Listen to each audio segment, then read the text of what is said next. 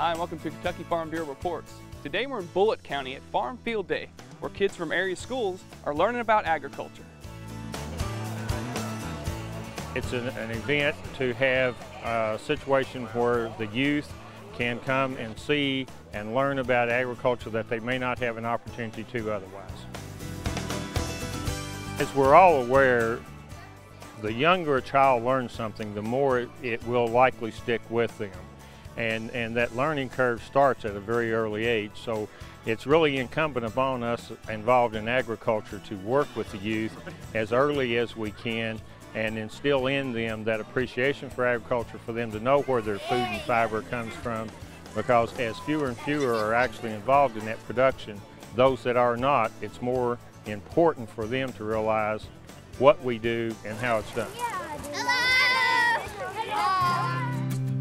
Next season of Bluegrass and Backroads, we'll be introducing a new series called Why Farmers Do What They Do.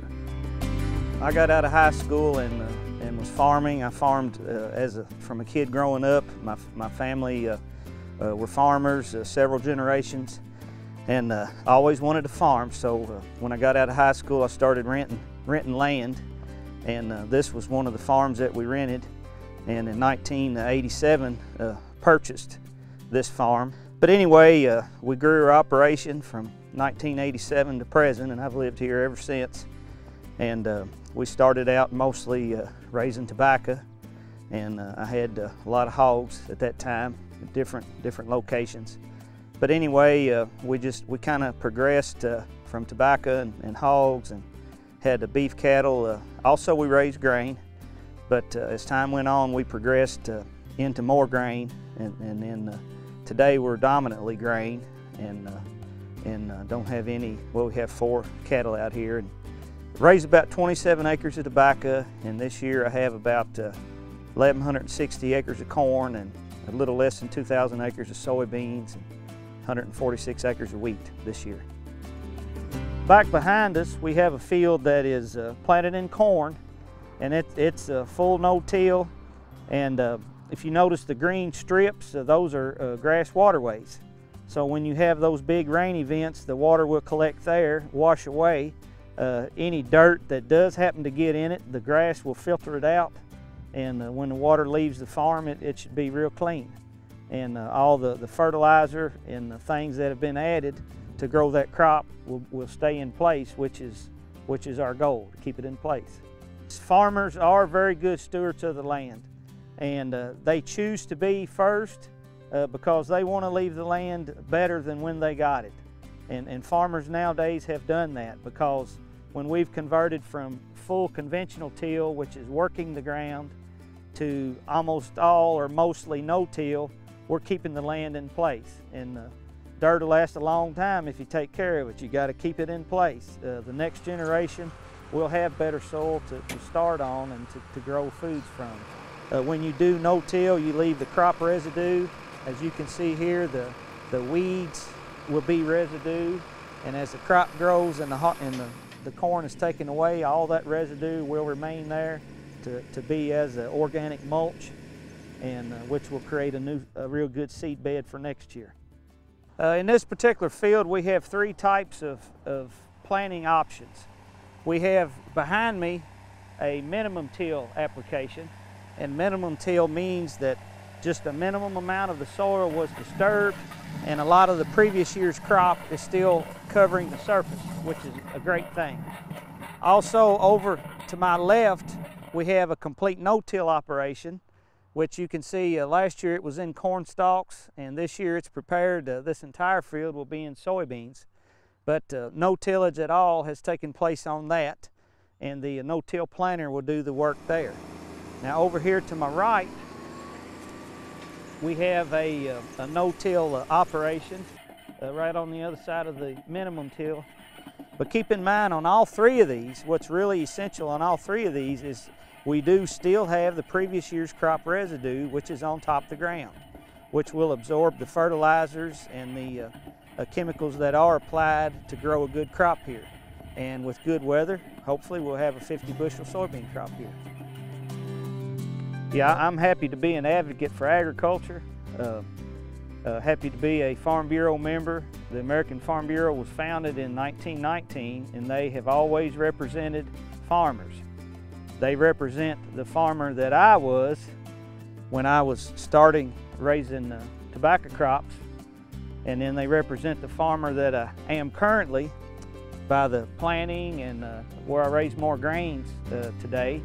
And they also represent the farmer that I will be in 20, 30 years.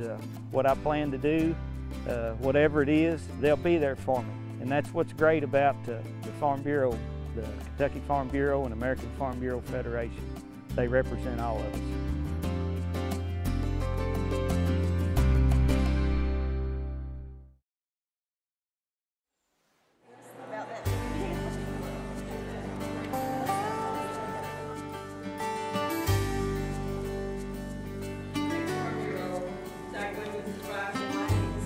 I have been coming for a number of years, and I always find it when I leave that I'm invigorated to go home and do something else, or to encourage my county women's committee to do something new. Nearly 200 women from all over the state gathered in Bowling Green for the annual Women's Leadership Conference. It's so important for us to tell the agricultural story, and I think we failed to do that in the past. So these conferences let us meet together and network and learn some of the important ways to convey our message about agriculture and our farmers. The conference gives women a chance to get caught up on issues facing agriculture.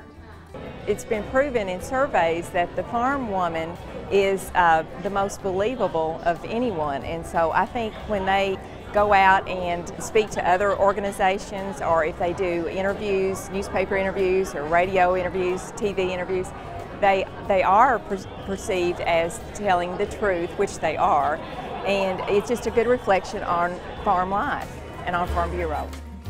It's very important that we realize that women farm ownership increases every year. More and more women are getting involved in agriculture, and we want to foster an environment in Kentucky where that continues, where our lenders realize that and people realize the significant contribution that women make to agriculture in Kentucky.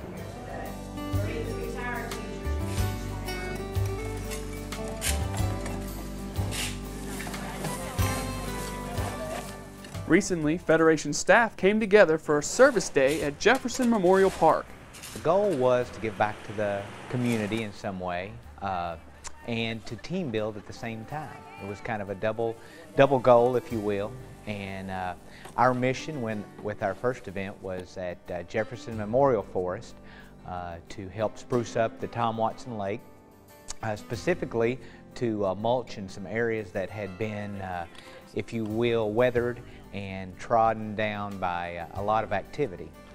Anytime we can give back to the community, as Farm Bureau staff, we should do it. And the committee is looking for those opportunities. In other words, we can help facilitate the desire that our staff has to give back to the community. And I think they showed that on Friday, because we had over 25 staff go out and participate. We had beautiful weather. We can't always promise beautiful weather, but we can promise future events to help in the community.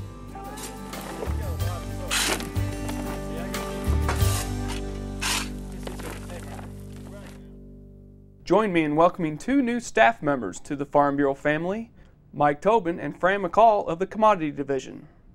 Excited about this position, being a part of the Farm Bureau family. I look forward to building upon the relationships with the commodity organizations, also meeting a lot of the Farm Bureau members. Feel free to contact me anytime with questions you may have. Thank you. I grew up on a beef cattle farm in Oldham County, where my family raised shorthorn cattle. I currently own cattle with my husband, and we have a cow-calf operation in Oldham and Henry County. I was a 4-H agent before I came to Kentucky Farm Bureau in McLean County, and I'm the brand new commodity specialist for Kentucky Farm Bureau Federation. I look forward to working with the Kentucky Farm Bureau members and the commodity groups across the state of Kentucky. Now here's Dwight Greenwell with a member benefits announcement. Vacation season is here, and this presents our members an opportunity to save money using their member benefits. Not only do we have a discount with the Wingate and Choice hotel chains which is 21 different brands with over 12,000 locations in the United States. We also have a discount available with Great Wolf Lodge in Mason, Ohio. And we have recently announced an additional discount with Biltmore Estate, located in the foothills of the Blue Ridge Mountains in North Carolina. To find out the details of these discounts and others, visit our website at kyfb.com. Now for your calendar of coming events. Kentucky Primary Election Day is May 22nd. The State FFA Convention is June 12th through the 14th. And the Kentucky Farm Bureau Regional Teacher Workshops are in 4 locations. Lake Barkley Resort Lodge in Cadiz, Monday, June 4th. Barren River Lake Resort Lodge in Lucas, Tuesday, June 5th. Udell Botanical Gardens in Crestwood, Wednesday, June 6th. And Spindletop Hall in Lexington, Thursday, June 7th. Well, that's it for this month's report. I'm going to go milk Kentucky Kate. I'll see you next time.